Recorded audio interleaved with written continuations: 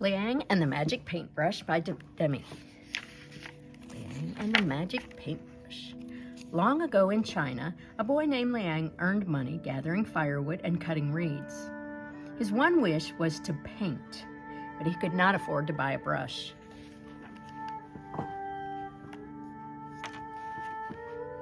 One day he passed an art school and went in. "I want so much to paint," he said. "Will you please teach me?" "What?" The teacher glared at him. "A beggar wants to paint?" And he drove Liang away.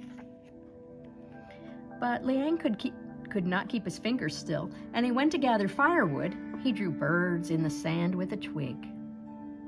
And when he went to the river to cut reeds, he drew fish on the rocks with drops of water. One night as he slept, an old man appeared on a phoenix and placed a brush in Liang's hand. "It is a magic paintbrush. Use it carefully," the old man said, and flew away. Liang jumped for joy. "Thank you so much," he called after the old man, and immediately Liang began to paint. He painted deer. As soon as he finished, he saw that the deer came to life. It really was a magic paintbrush. "I will paint things for my poor friends," he thought, and he painted toy birds, horses, lanterns, and balls for the children.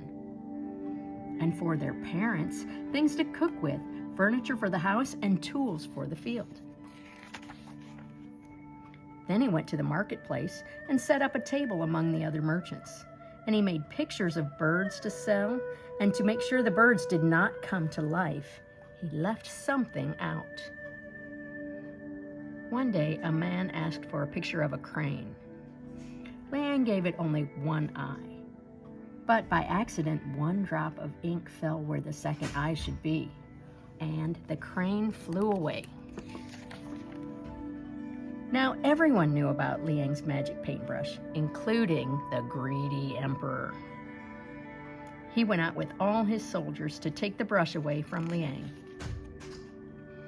But Liang refused to give it up, and the emperor ordered him bound and brought to the palace. There, the emperor ordered Liang to paint a dragon, but Liang painted a toad instead, and the emperor then ordered him to paint a phoenix. He painted a rooster instead. Furious, the emperor seized the brush and ordered Liang imprisoned, and the greedy emperor sat down to paint mountains of gold. But they turned into rocks and rolled off the table. The emperor tried again. He painted a large tree. But what do you think happened? It turned into an enormous python which nearly bit the emperor's head off. Liang knew the brush would lose its magic in the emperor's hand, and he thought of a plan. And he sent word to the emperor saying that in exchange for his freedom, he would paint whatever the emperor wished, and the emperor accepted. "Paint me the sea," the emperor ordered, and Liang drew a sea. "Where are the fish?" the emperor asked. And Liang drew, and soon a sea full of fish were swimming about. "So long as we have a sea," said the emperor, "let us have a boat." And Liang painted a boat which was soon bobbing on the water. Delighted, the emperor called the royal family to come and join him on the boat.